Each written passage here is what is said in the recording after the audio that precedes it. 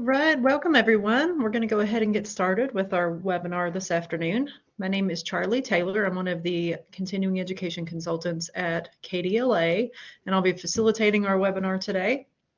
And I just want to go over a few housekeeping things with you before we get started. First of all, if you have any questions or want to chat anything in to each other or to our presenter, feel free to use the chat panel to do that. If you haven't found the chat panel yet, you want to look for that purple arrow in the bottom right-hand corner of the screen. Just click on that and then a white panel will expand on the right-hand side of the screen. There's a chat bubble at the bottom of that panel and you can just use that to chat in, say hi, whatever you'd like to do. You can also use it to let me know if you're having any technical issues. I'll be here watching out for those. The PDF of today's slides is available in the Blackboard Learn course room still, and it will be available after the webinar is over. So if you want to download the slides for today's webinar, those are going to be available for the next day or so. And the webinar is being recorded and it will be available in our online learning portal within about a week's time if you want to go back and review anything or share it with anybody or recommend it to anybody to view. It'll be available within less than a week. And finally, you might have seen a message about viewing captions. You can view the captions here within the Collaborate room. You can also use our stream text player, and I've just put the link into the chat for that. If you click on that, it opens the captions in a separate tab, and some people just prefer that method. So if you want or need either one of those, they're both available to you. And let me switch over to our presenter slides today, and then we'll get started. All right. I'd like to welcome our presenter, Tammy Blackwell. She is the director of the Marshall County Public Library in Western Kentucky. So, Tammy, I'm going to mute myself and turn it over to you. Welcome. Thank you, Charlie. My name is Tammy Blackwell, and as Charlie said, Marshall County Public Library is in the western part of the state. The real western part of the state, like way over almost to Illinois. So if you're not familiar with where Marshall County is, just think as pretty much as far over as you can get. I have been presenting at conferences for probably about 15 years now. Most of the KPLA conferences over the past 15 years I presented at KLA several times. Back when we had youth services conferences in person, I would present there. I have also done writing workshops and moderated panels and pretty much any kind of public speaking that you can do, I have done. And today I'm here to guarantee that you can do it too. Because if I can do this, anybody can do this.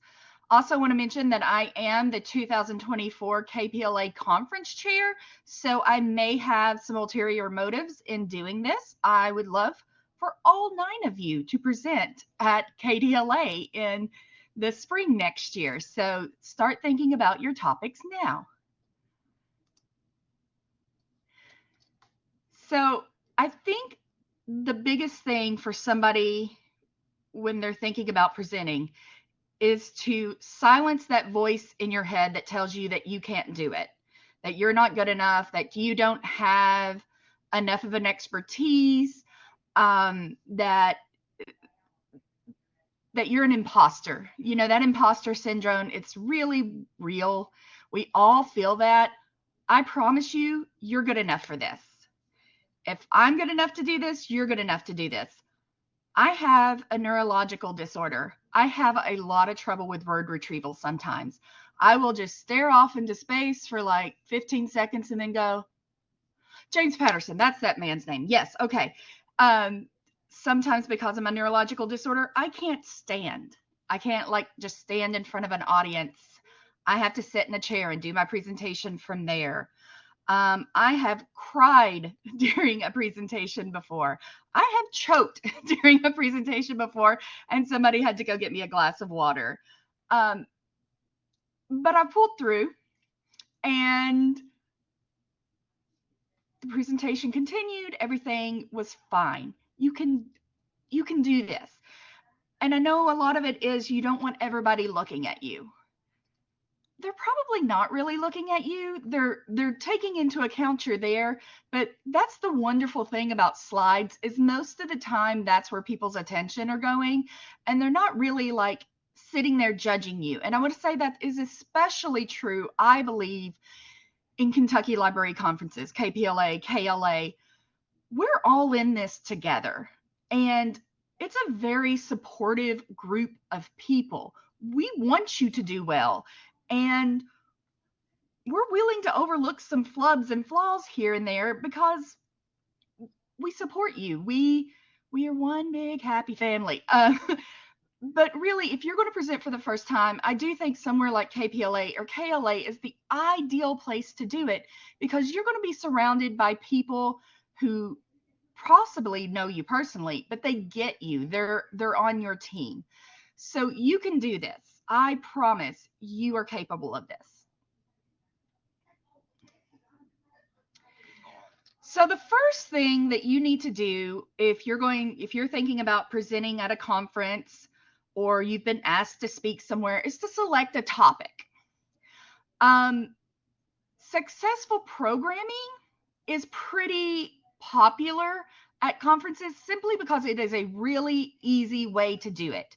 You know when a program was successful because there was a lot of people there and they gave you good feedback. So you know that that was a successful program. And then with programming, so much always goes into that. You're going to have enough elements to talk about. So programming is always a big conference subject. Reader's advisory is also really great. We all have our different niches and passions and things that we just really enjoy reading or maybe just know a lot about. At KPLA back in March, we had a session on the new nonfiction. And it was how nonfiction collection development has changed so much over the past 10 years and what that looks like now and how it may be changing in the future. It was an excellent session. Back at KLA, back in the fall, I did one with my friend Kristen Anderson from McCracken County, and we did it over romance novels, and we talked about the history of romance novels and the diversity of romance novels and how misogyny is the reason that romance novels are usually looked down on. And we went into all the subgenres and gave examples and recommendations. And that, again, was a really great session because people got a bunch of information out of it. And, you know, people were coming up to us afterwards. They were like, hey, I did not know much about romance novels until this. Maybe you have something unique at your library. Now, as I said, I've been doing KPLA for 15 years now. So this was a while back and I don't remember all the details, but there is a public library in Kentucky that has a bell. And when kids reach a goal or something, they get to ring the bell. Again, I don't remember the details, but the thing is, I've been doing this for 15 years. I have set in on, I don't know how many sessions. If you can multiply like 15 times like 6 or 7, we get it. And that's one of the ones I really remember, that there was a library that had a bell and it was really cool. Maybe it's something like how you schedule your desk is interesting and different than what you'd been doing in the past or you think most people are doing, and it's really working for you. That's something people would be interested in. Maybe you offer a service that's really unique. And so you can talk about that. How, you know, people really like those new ideas. We like to borrow ideas a lot in the public library world. So share those ideas. Partnerships are great topics for conferences. This past year, we had 2 sessions from family resource centers. Because, you know, libraries and family resource centers go together really well. Maybe you have a great relationship with your county extension office or maybe your health department. Talk about that relationship. Give people ideas so that they can reach out and make a partnership of their own. And it's really great if you can get someone from that partnership, whoever it is you work with, to come with you to the conference and talk about their perspective of it. It's a really good session usually. Library basics, and this is what we usually do not get a lot of proposals for, but we actually need. People need that basic information. Stuff on weeding, on cataloging. I mean, there are things to talk about when it comes to cataloging, how to be inclusive with your cataloging. I know in the past couple of years, we've had cataloging questions dealing with new names and dead names of trans authors and trans actors. How do you address those changes in your catalog to be equitable and inclusive?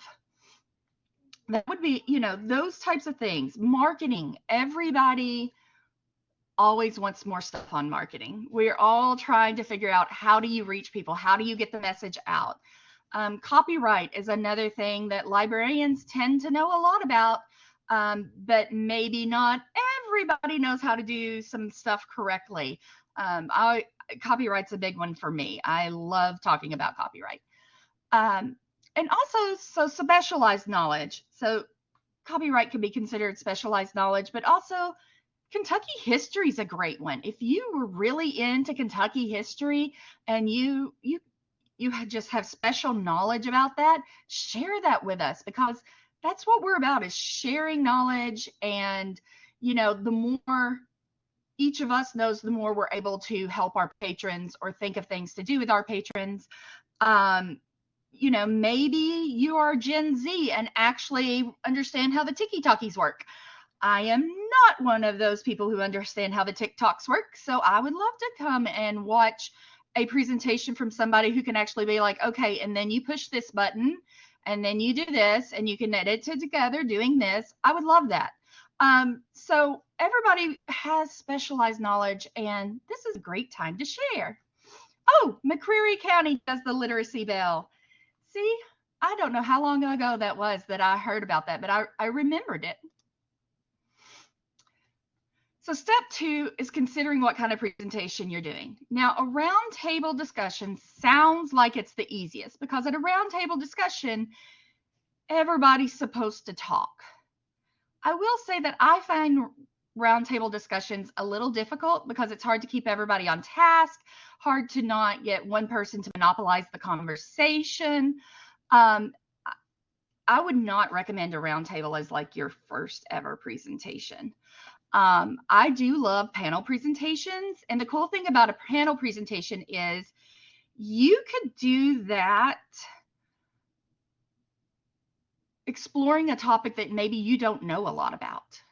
You say, I'm going to be the moderator and I'm going to talk about this topic, and I know these 4 people happen to know a lot about it, and I'm going to invite them to come and be on my panel, and then I'll ask the questions, and the moderator is responsible for asking some questions, making sure everybody gets equal time, making sure that they, stay on time and on topic.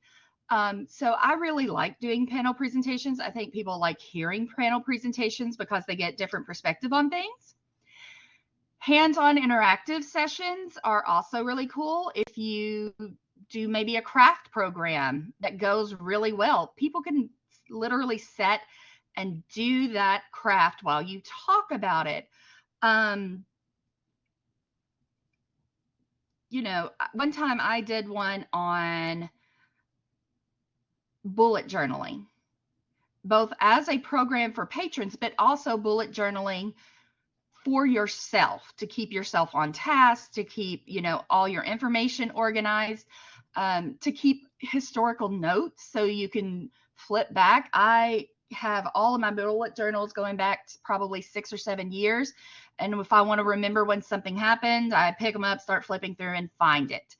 And during that presentation, I had washi tape and paper and pens and stickers on all the tables, and let people just kind of start messing around with that to get a feel for it. So hands-on interactive programming. But the most typical kind is what one of my high school teachers called the sage on a stage. And that's where you stand up in front of a bunch of people and you talk by yourself as an expert or somebody who knows something about that subject. And this is what most of us end up doing. It's what most presentations are. And it's probably the scariest to do because you are on your own. But again, I promise if I can do it, you can do it. So step 3 is to come up with a title and a description. And personally, I find this to be the hardest part. I always am able to say things in like 50,000 words and not necessarily be able to water it down to 100, or distill it down. If you watered it, it would be more. Sorry. But you need to come up with a title and a description. And this is a really important step because whatever you come up with is what's going to end up being in the handout people get when they get there. It'll be what's sent out. It's what's going to make people decide whether or not they're going to come to your session. So you need to put some thought and time into that. You need to make sure that you are offering something of value and that reflects in your sales pitch, in your description of your program. You also want to make sure both the title and the description match what you're going to talk about.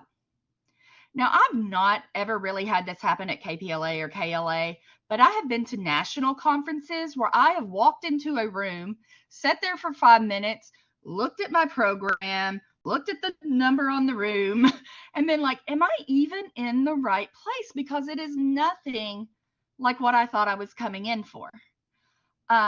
You want to make sure that you're accurately stating what you will talk about.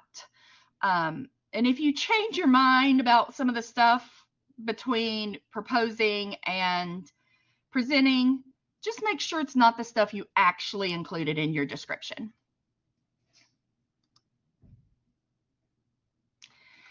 Now, this is a big one. Step 4, you're going to probably, in most situations, create a slideshow or a handout. Most of the time, it will be a slideshow. People like to have something visual to connect to while you're speaking. Also, it keeps their eyes on that instead of you. I use it as my outline. I don't have anything written in front of me. I just, as I go through the slides, I'm like, oh, yes, that's what I'm talking about next. But sometimes handouts are appropriate if you're doing collection development, or especially if it's like a genre talk and you're going to give a bunch of recommendations. It's really good to give people a copy of those recommendations so they don't have to sit there and try to jot them down real quick. I did a program last week with my part-time staff on my expectations for them when it comes to customer service. There was only 5 sentences. There was no need for a slideshow. Also, we were in a room that did not support a slideshow. So I just made a little handout with those 5 sentences on it and some cutesy little retro library clip art, and we went with that. And it served the same purpose. The thing with both a slideshow and a handout is you don't want to put too many words on there. Now, the slideshow is because, one, it stops being ADA compliant if you put too much on there. It makes it very hard for visually impaired people to really see that. And 2, you don't want people sitting there reading a lot of text while you're talking because they're not going to hear what you're saying. So you don't want a ton of words on there. You also want to make sure it's easy to read. You want your presentation to be as accessible as possible. You may have people in your room with visual disabilities. You may have people in your room with other neurodiversities that may make it harder for them if there's a lot of distraction going on. Now, I have a history in graphic design. So typically, I make all of my slides myself. I did not this one. I went into PowerPoint. I typed in accessible presentations. There was a lot of them, and I chose this one. This was very, very easy to make. I never made one off of a PowerPoint template before, and literally all I did was go in and highlight the example text and type my text on top of it, and came up with this slideshow, which I think looks fairly decent. I also, for the first time the other day, used Canva, just so I could talk to you a little bit about Canva. Canva has a free version. It's just like canva.com or something like that. You can Google it. They also have a lot of templates. Their stuff is really pretty. I mean, it looks nice. If you are like me and have been using Adobe products for more than 2 decades, you may find it very frustrating. I am not in love with Canva because, again, I do have a graphic design background. I've been working with Adobe products for a good 25 years. And so that was not, it did not respond the way that I wanted it to things. But I think as long as you have basic computer skills, you can do Canva. And Canva's great because it'll save to your account there online. You can download it and have it that way. And I really recommend that when you're going to a conference that you have your PowerPoint in many different places and versions. You have it on your thumb drive. Maybe you go ahead and bring your laptop and have it saved to the laptop. You have it saved in a Google Drive folder. You have it wherever, because you just never know what technology is going to do while you're there. And you don't want to be without that, especially, again, if you're like me, and that is your entire outline. I always print mine out too, just in case, so that if I can't throw it up on a screen, then at least I can have those in front of me and remember what I'm supposed to be talking about.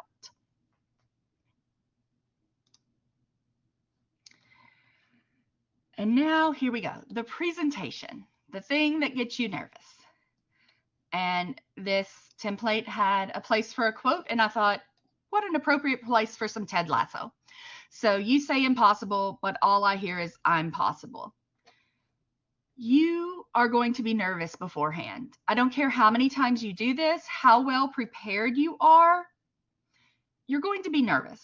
One of my employees was talking to me the other day, and she said, when I turn it in, when I'm working on it that whole time, I'm like, yeah, this is fine, fine, fine. The day before, I think I'm going to puke. And I think this is the worst idea I've ever had in my entire life. And then I start talking the next day and everything's fine again. I have probably, if somebody told me I'd presented in front of a group 100 times in my life, I would be like, yeah, sure, that sounds right. And still, when Charlie started talking a while ago, my heart did a little like flutter thingy, and I was like, can I do this? We all get that feeling. Take some deep breaths, and just be ready, and walk in. And for most of us, once we start talking, that's when that fear goes away. We get in there and we start connecting, and everything's fine, even if you get choked or start crying. So here's what you do need to do. You do need to prepare ahead of time. Can I speak off the cuff? Yes. Is it recommended that Tammy comes in and speaks off the cuff? Probably not. I need to prepare ahead of time just like anybody else. It's the putting together the slides, it's looking over the slides, it's thinking about what you're going to say there. This morning I sat down and I went through all of these slides one last time to remind myself, hey, this is what I'm going to talk about today. Some people find it helpful to write everything down. They will sit and they will write it all down and start reading it out loud over and over. maybe that works for you. I only do that if I'm like keynoting and it needs to be like a really inspirational or something like that. But if I'm teaching, if it's more of a teaching thing, I do not write it down ahead of time. Maybe if you're really nervous about presenting in front of people, let me tell you, you're going to be the most nervous about presenting in front of people you know. So maybe ask a few coworkers to go sit in the meeting room and let you run through this presentation. And that will help you prepare, and it will also help you for that talking in front of people. If you can do it in front of your coworkers or your friends, then you can do it in front of strangers for certain, because it is much more nerve-wracking when somebody you know is sitting there.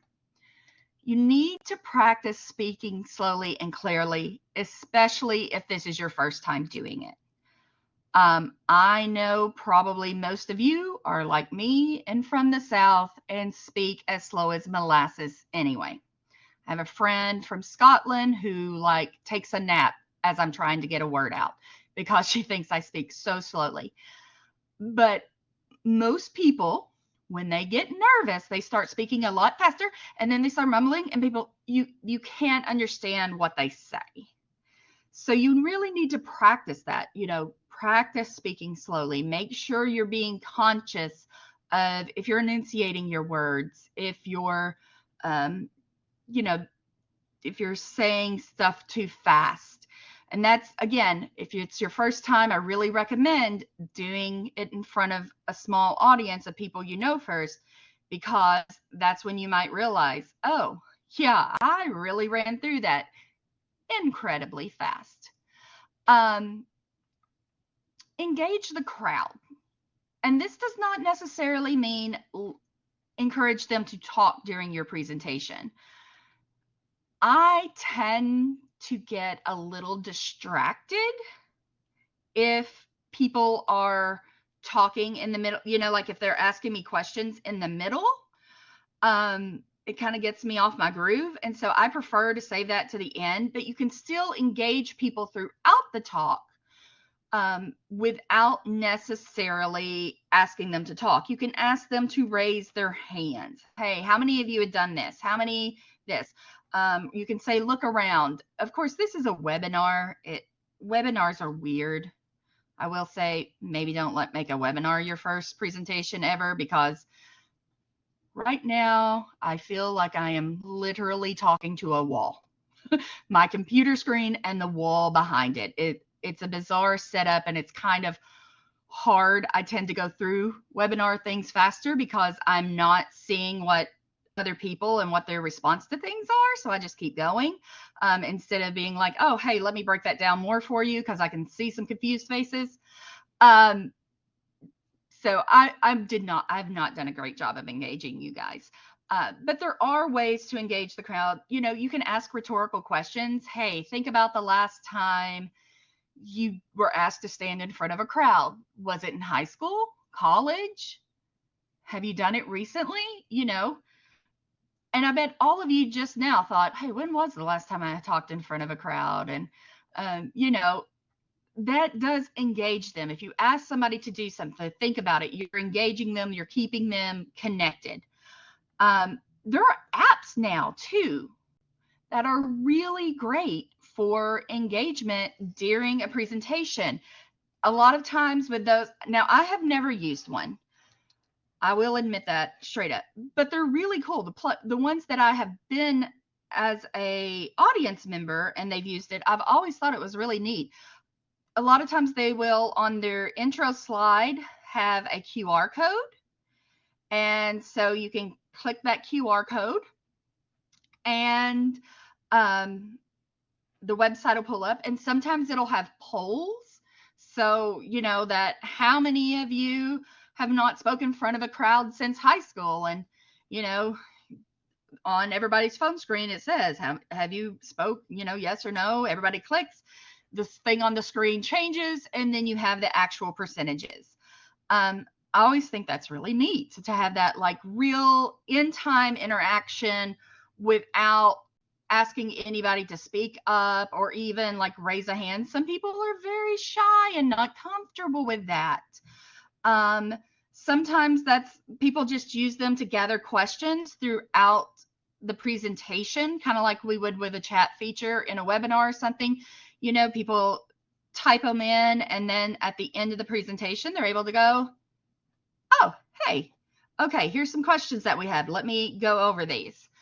Again, that is really great for your shy people who maybe really have a burning question, but they are not comfortable speaking in front of that group, even from a sitting down position. So really think about those things, how you're going to engage the crowd using those apps. Allison says that they use Kahoot in webinars. To be perfectly honest, I have never used Kahoot. I remember my children using it when they were doing school at home. But so I am old. I am not always up on the technology, but yes, there are so many great apps that you can use to keep people engaged these days. And always leave time for questions at the end. No matter the subject, there's almost always one person who has some question, or not really a question, more of a comment. Those things happen too. But leaving some time at the end, giving people that opportunity to interact and ask questions, share their experiences is always good. I usually try to do like 10 minutes or so into the presentation, especially if it's something that I know people will want to talk about. So, some things not to do. Do not read your screen or your script. I don't know if any of you guys were at KPLA last year. That was last year. Every session I went to, they literally read their screen or a script, and it was mind-boggling to me because that tends to be one of the first things that you're taught when it comes to giving presentations. You need to be looking at the audience. Now, possibly you're like me with a little neurospiciness, and that's hard to actually look people in the face as you're talking. I tend to look directly above their heads as I'm talking, and not really be making eye contact.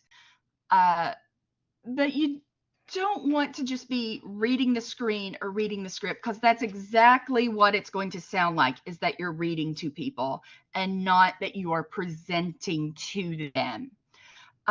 Again, some people function much better with a script. They need to write it out ahead of time. When I do that for something, and I do take the entire script with me, I bold certain sentences or words and make some bigger and stuff like that. The important stuff, the transition stuff, things like that, so that if I do get stuck, I can look down and find that easy without actually I had sat there and just followed along on my script. And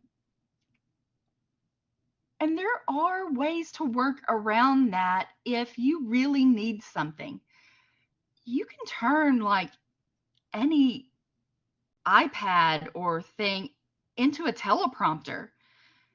And if we're not going to probably have those tools available for you at KPLA because we do not have a ton of tools available to us. But you can bring your tripod and your iPad and set that up and have it teleprompt to you if that's really what you need.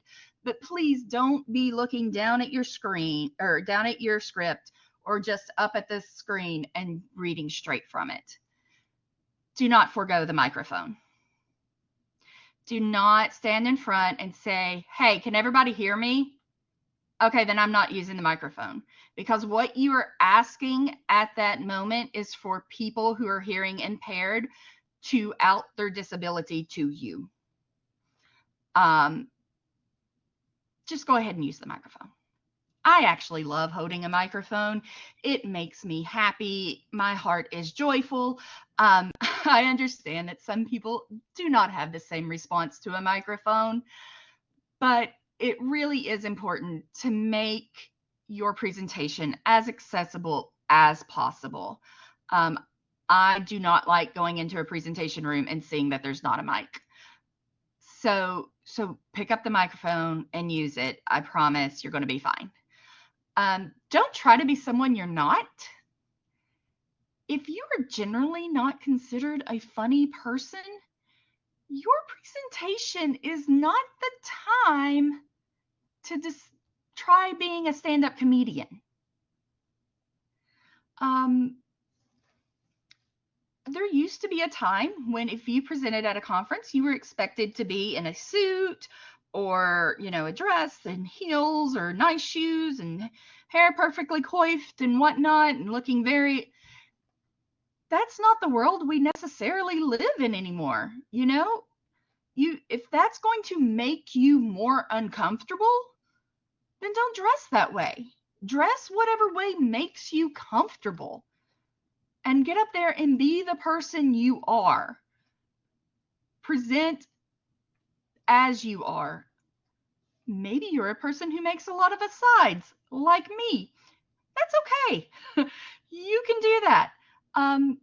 Just don't think that you have to fit into a certain mold when you're up there, because that's where you're going to get more nervous. That's where you're going to find yourself tripping up because you're trying to do more than one thing at once, right? You're not just trying to give your presentation and share this information with others. You're also trying to remember how to balance on those heels or how to, make your voice sound peppier or whatever it may be. Just be you when you're up there. Again, KPLA and KLA are both very welcoming, and they want to see the real you. And then I know, don't be nervous, but really, it'll be fine. Do not make yourself sick with nerves. My child this morning was texting from school asking us to come get her so she didn't have to do state testing because she was so nervous. There's no reason to be that nervous about state testing, and there's no reason to be that nervous about presenting. We're all on your team. We're all on your side. It's going to be okay. So, that was the information that I had for you today. Again, I am the 2024 KPLA Conference Chair. If you are sitting there thinking, I really would like to present at KPLA next year, and you're not sure about maybe a topic or anything like that, please feel free to reach out to me. I am happy to help you talk through that, help you work on that proposal and all that good stuff. We really would like to see people from all over our state with all sorts of different skill sets and interests up there sharing their knowledge with their coworkers and friends across the state. So having said that, does anyone have any questions for me? This is the I save time for questions portion.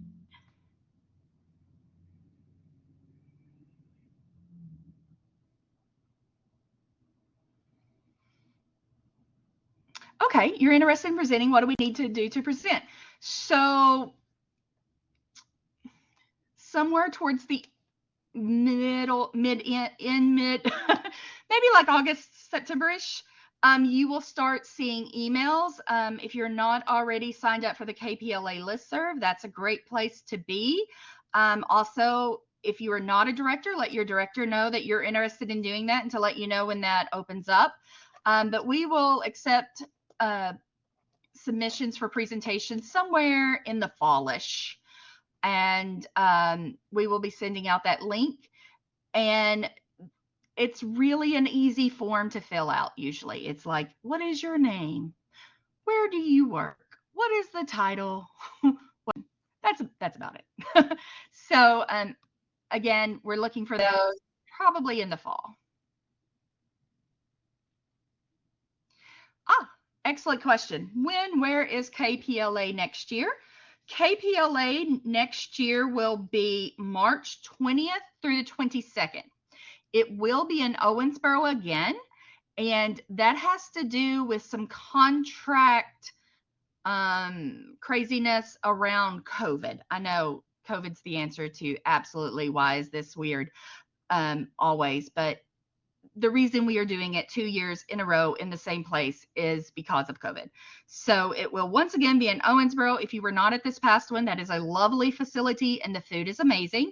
And it will be March 20th through the 22nd. Anybody else? Charlie, yes, it was really good conference food. Like breakfast and snack and everything was great. And it's a beautiful facility. They have a river view room that's all glass that looks surprisingly over the river. And it's just a lovely facility. And I do know that it is fairly far for those of you in Eastern Kentucky. And I am sorry, we are going to try really hard to get much closer to you in 2025.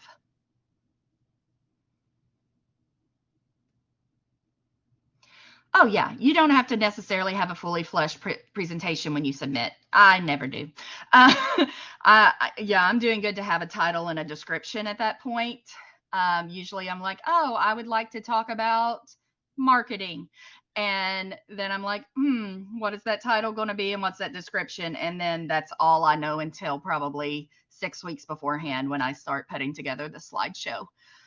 So no, it does not have to be a complete presentation ready to go when you submit that that title and description. I'm probably giving you guys like all my bad habits, like waiting until 6 weeks before to do my slides.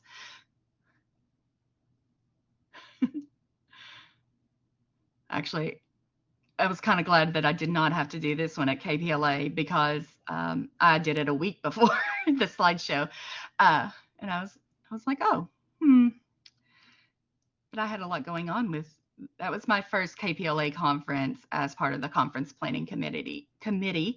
And if you are a member of KPLA and are not involved in any of the committees, we would love to have you because it really is nice to be able to connect with other people across the state.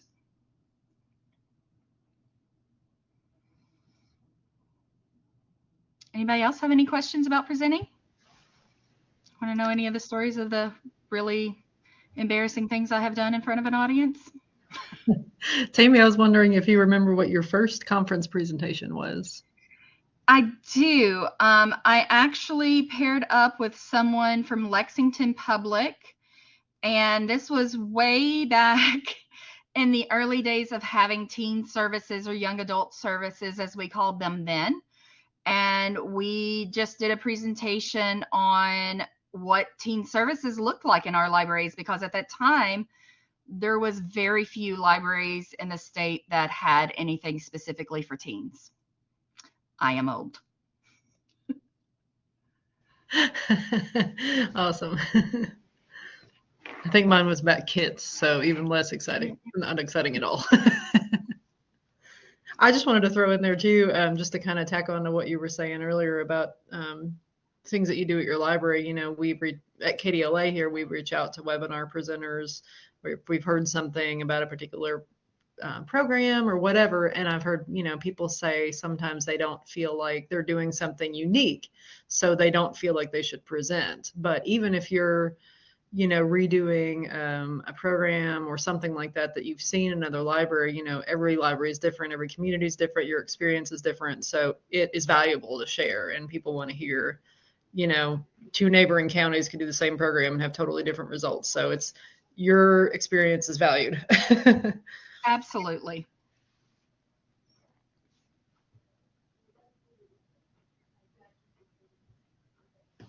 All right, if we don't have any more questions, let me do a couple of wrap-up slides, and feel free to go ahead and keep chatting in if you think of something. But we extend our thanks to the Institute of Museum and Library Services for their sponsorship of this webinar and our services here at KPLA. And if you have any follow-up questions that we can help with, please feel free to reach out to us at kdla.certification@ky.gov. And I do want to pop in a link to a survey about this webinar. Let us know what you thought. Any other topics you'd like to hear about? If you want to present, always feel free to let us know. The webinar was recorded and will be available in less than a week in our online learning portal. And the slides are still available in Blackboard Learn for you to download if you'd like to get them. And if you were attending live today, then there will be a certificate in your learner dashboard in less than a week. And not seeing any new questions. So Tammy, thank you so much for doing this, for coming back and being flexible after the whole KPLA weather emergency, and being willing to do this for our public libraries. We're well versed in dodging tornadoes in Marshall County, so every time you hear about tornado, it's y'all are on the list. We are on the list, big or small. Yeah, we know how to be flexible around those. So yes. All right. Well, thank you everyone for attending today. And when you're ready to exit, you can just close out the tab you're in. And again, we thank you, Tammy. Thank you everyone for coming.